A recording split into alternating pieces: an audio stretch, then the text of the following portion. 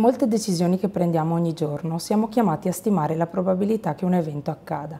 Per esempio, prima di uscire di casa dobbiamo chiederci quale sarà la probabilità che piova o meno e decidere di conseguenza se portare con noi l'ombrello oppure no. In ambito finanziario è sempre così. Dobbiamo stimare quale sarà la probabilità che il prezzo di un titolo salga o scenda o nel caso di un mutuo quale sarà l'andamento dei tassi di interesse nei prossimi anni. Il nostro cervello però non è cablato per ragionare in termini probabilistici e per questo spesso ci avvaliamo di scorciatoie decisionali, dette euristiche. Una delle più note è la cosiddetta rappresentatività, ovvero la tendenza a ragionare per analogie e stereotipi. Il modo in cui stabiliamo la probabilità dipende da quanto un evento è rappresentativo rispetto a una classe di eventi o a quanto risulta familiare rispetto alla nostra esperienza passata.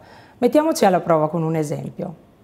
Linda è una donna di 31 anni, single, che i suoi amici descrivono come diretta, esplicita e molto intelligente e che quando era studentessa era profondamente interessata ai problemi di giustizia sociale. Gli amici di Linda non ti hanno parlato dei suoi interessi correnti e della sua carriera. Secondo te, oggi Linda è una insegnante alla scuola elementare, attivista nei movimenti femministi, assistente sociale, cassiera di banca e un'attivista nei movimenti femministi. Metti in ordine le possibilità indicando la più probabile e la meno probabile. Secondo me è un insegnante d'elementare. È un insegnante di scuola elementare. È un attivista nei movimenti femministi. È un insegnante di scuola elementare. Fa la cassiera di banca. È un attivista nei movimenti femministi.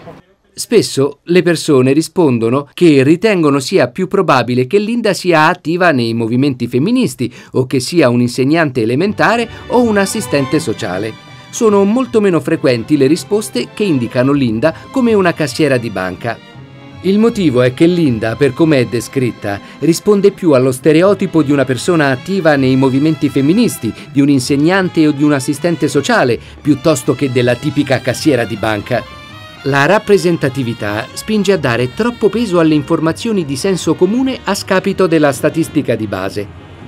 Ci sono molte più donne trentenni impiegate nei settori bancario e assicurativo che non insegnanti o assistenti sociali.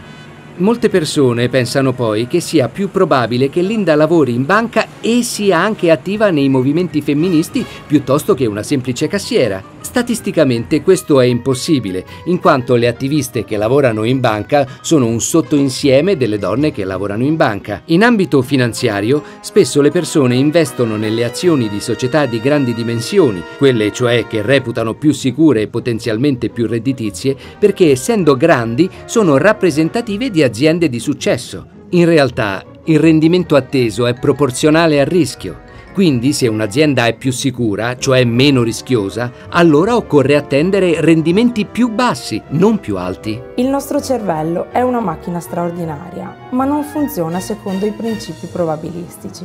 Molto spesso ci tende delle trappole e può portarci a pensare che eventi più familiari siano anche quelli più probabili. O, per esempio, che le azioni di aziende di grandi dimensioni siano anche le più sicure e le più redditizie. Ma questo non è vero. Una delle regole auree in finanza è che a maggior rendimento corrisponde un maggior rischio e noi dobbiamo chiederci se siamo disposti a correrlo.